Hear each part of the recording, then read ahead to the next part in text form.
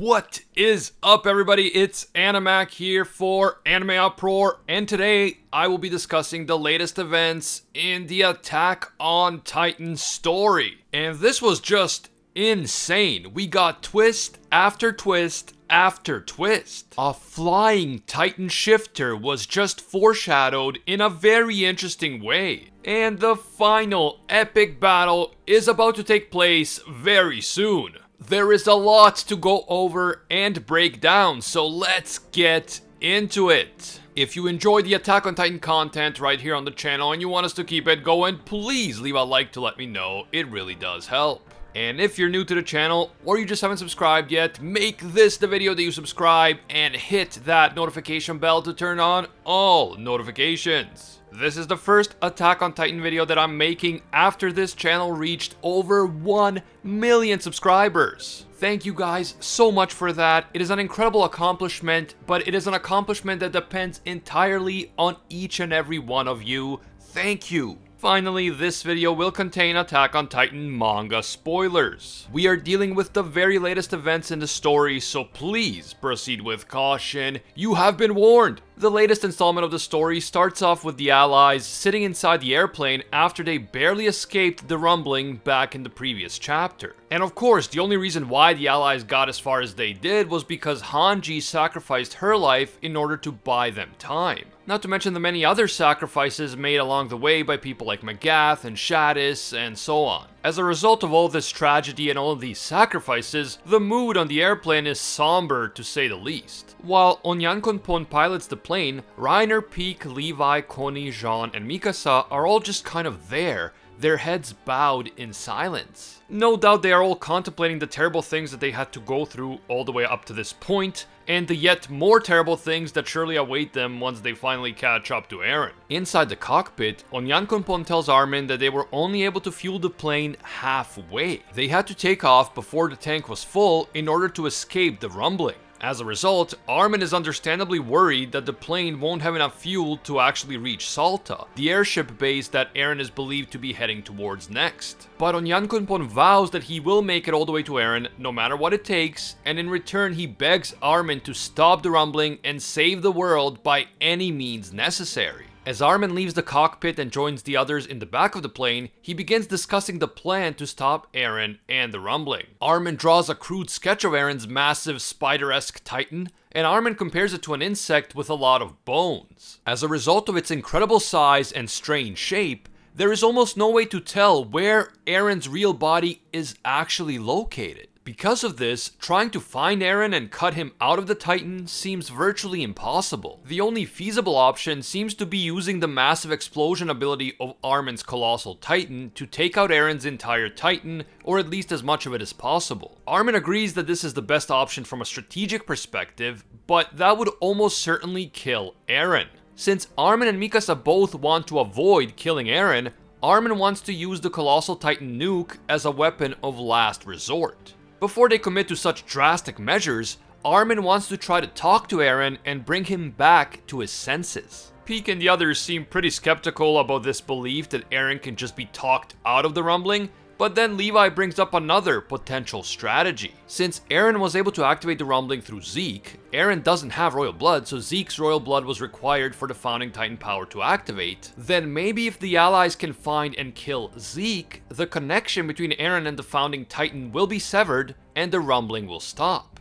That way, only Zeke needs to die, but Eren doesn't. Levi and the others don't know where Zeke is, but Levi swears that he will find Zeke and he will kill him. The assumption here is that Zeke's human body must also be somewhere within or on top of Eren's Titan, so if they can find and kill Zeke, maybe that will do the trick.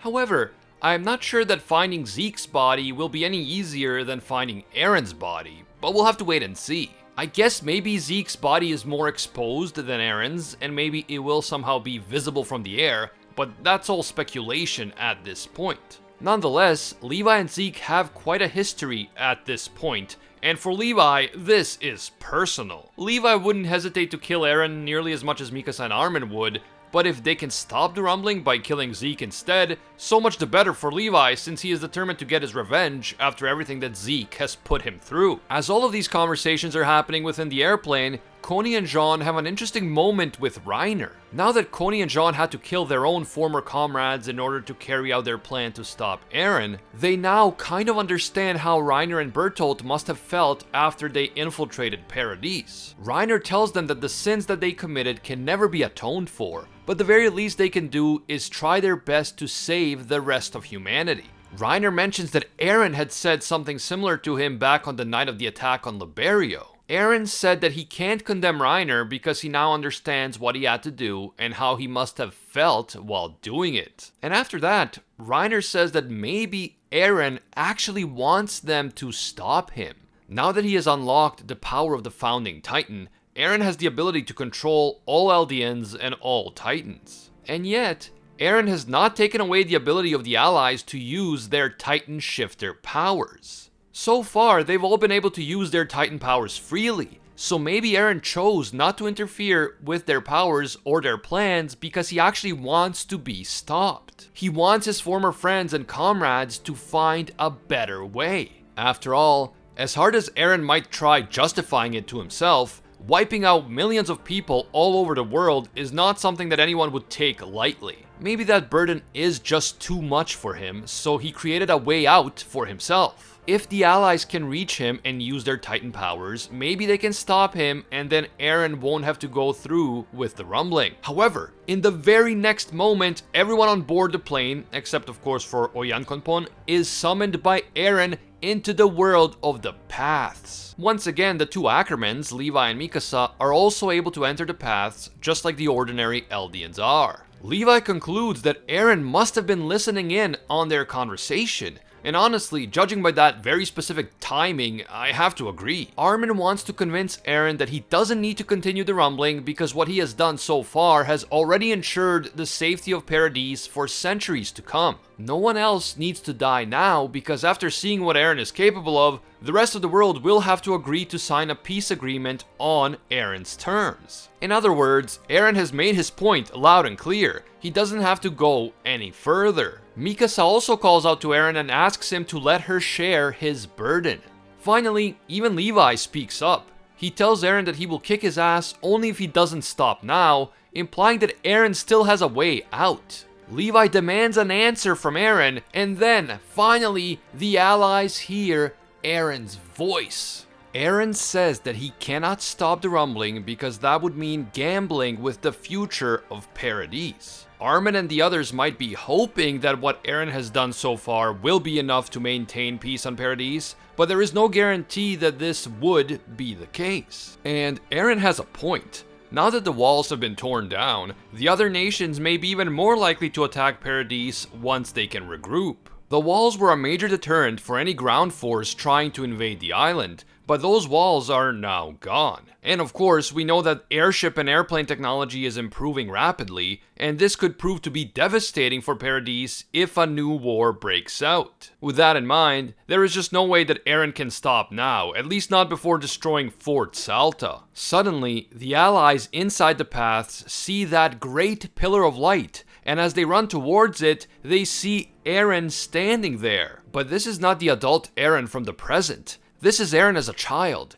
Eren at around the same age that he was when the story first got going. As the allies shout all sorts of questions at Eren, including the question of why he continues to allow them to use their Titan Shifter powers, Eren explains that he took the world's freedom in order to achieve his own, but he will not steal the freedom of his comrades. They are free to save the world from him if they so choose, just as he is free to keep moving forward unless they stop him. We then see Ymir Fritz appear right next to Eren, and both Ymir and Eren have those creepy blacked out eyes. It's almost as if both Ymir and Eren are now slaves. For millennia, Ymir has been a slave to the royal bloodline and the founding Titan, and Eren now appears to be a slave to his own master plan. As he himself said, he cannot turn back, he cannot reconsider, he cannot negotiate. He believes that he has no other choice,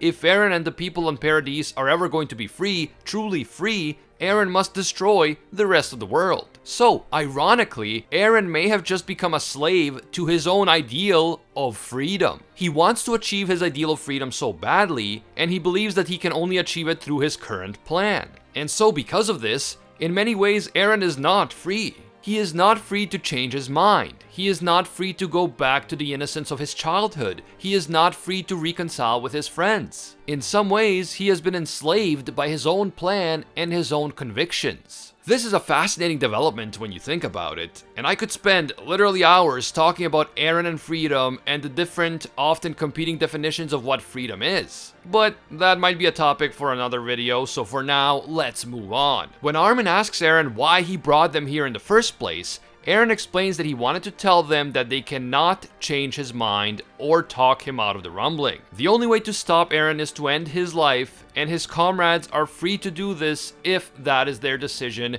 and Eren wants them to know it now. In that moment, the allies find themselves back inside the airplane, and they now know that bargaining with Eren will not work. There will be no negotiating, there will be no debating, there will be no trying to talk him back to his senses. The rumbling will go all the way unless they kill Eren. The chapter then switches focus to the steamship where Annie, Kiyomi, Gabby, and Falco currently are. And it is on that ship that we arrive at a massive, game-changing Titan twist, but we'll talk about that in a little bit. Annie thinks back to all the important people in her life. This includes her father, her fellow warriors, and of course her comrades from the 104th Training Corps. Finally, she thinks of Armin, and all of it breaks her heart because it's too late. It's too late for Liberio, it's too late for the Survey Corps, and it's too late for her father. But in that moment of heartbreak and desperation for Annie, Falco says something that seems kind of random. He says that he had a dream.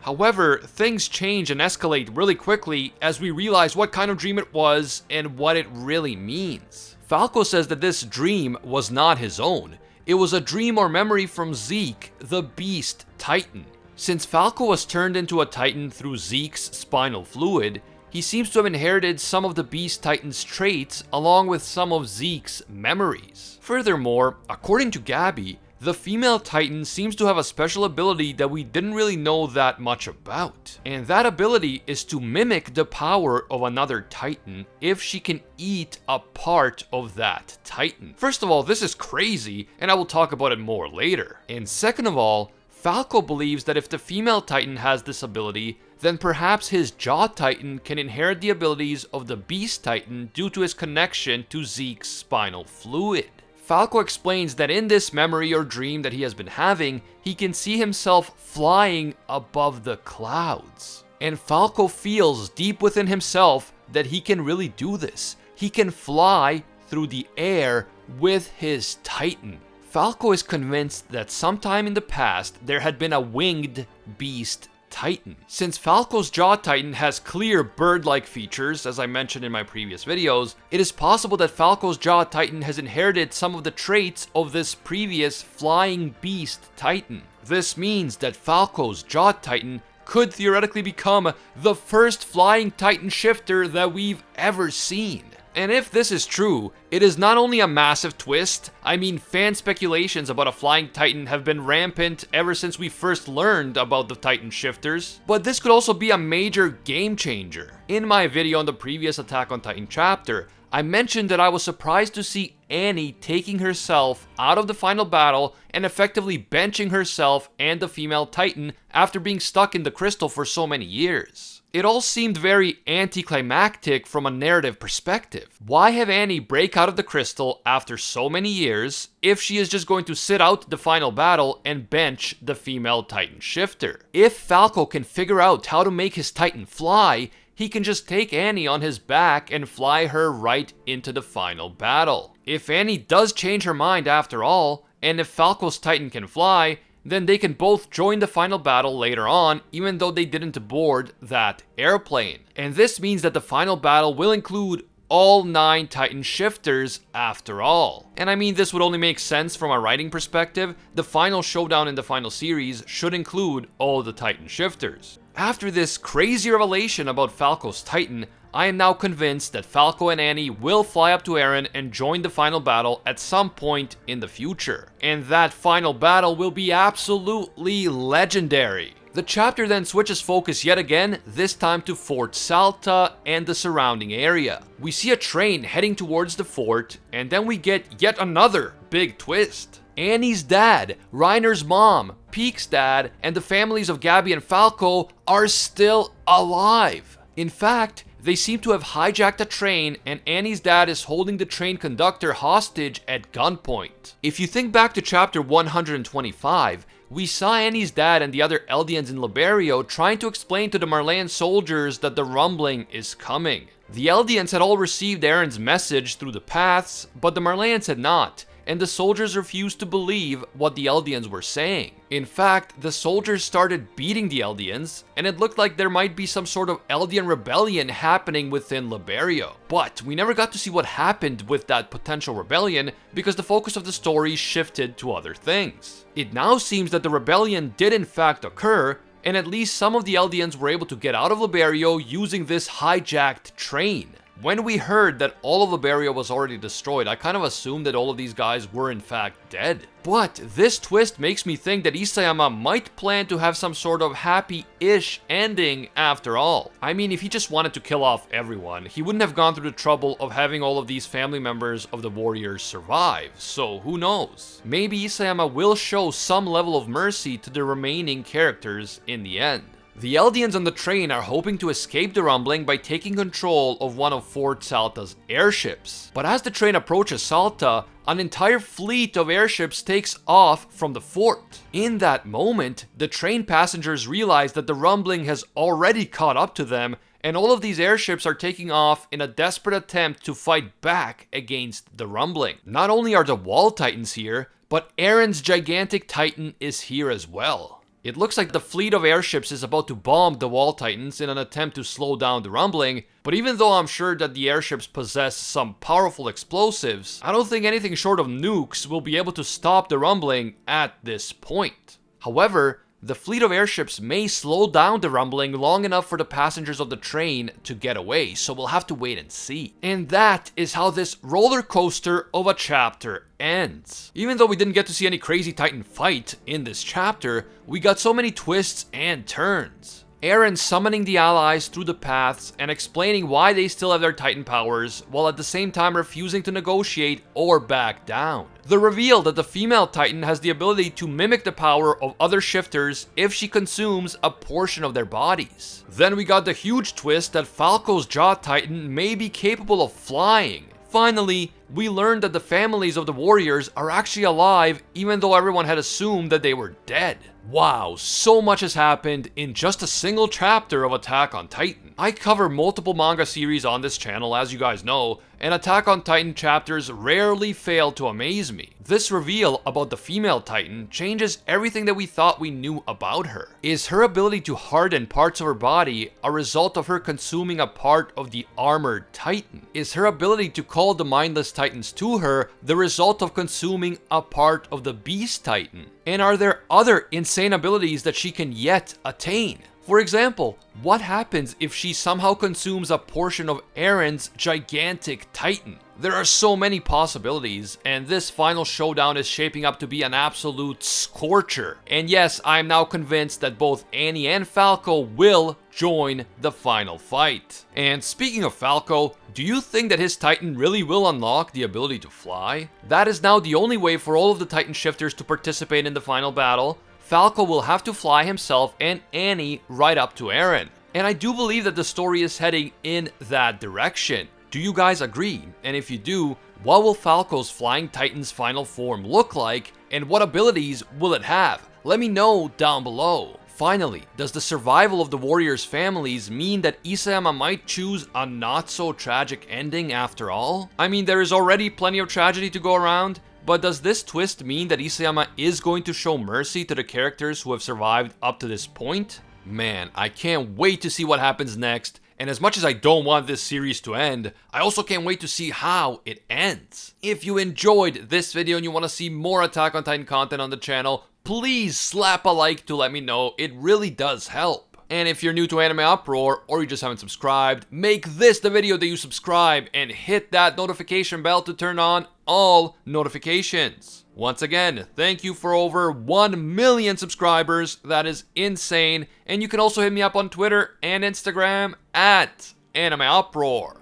I want to give a big thank you to all of our Anime Uproar patrons for making videos like this one possible. A special thank you to Alpha Sigma and Liam Thompson, disciples of Lord Twigo himself. And I can't forget all of our The One tier patrons, the ones who rise above all other clans, including Ingrata, The World, A Quiet Respect, Pate Heffa, Jonathan King, Rathuin Deora, Emperor Otaku, Thomas Jones, Kinmano, Admirath, and Chris Torley. Finally, thank you also to our Pro Hero tier patrons, including the one and only Gilgamesh, Nothing But a Fan, King Zeldris, Anatoly Kazatsky, Angel Cruz, Cricket XP, Joe Stanton, Very Gucci, Alicia Octor, Hinokami and Water, Bonnie Parks, Jason Wilson, Florian, Joanne Garcia, Steelers, McShamus, Jessica K. LaFond, Deadly Saint, Stern Hawkins, and High School DxD 73. If you enjoy our videos and you feel that they provide value to you, consider becoming a patron. Even a single dollar will give you access to our patron exclusive Discord, and your name will appear in our videos along with these amazing people. As always, thank you guys so much for watching, and until next time, see ya, Space Cowboys.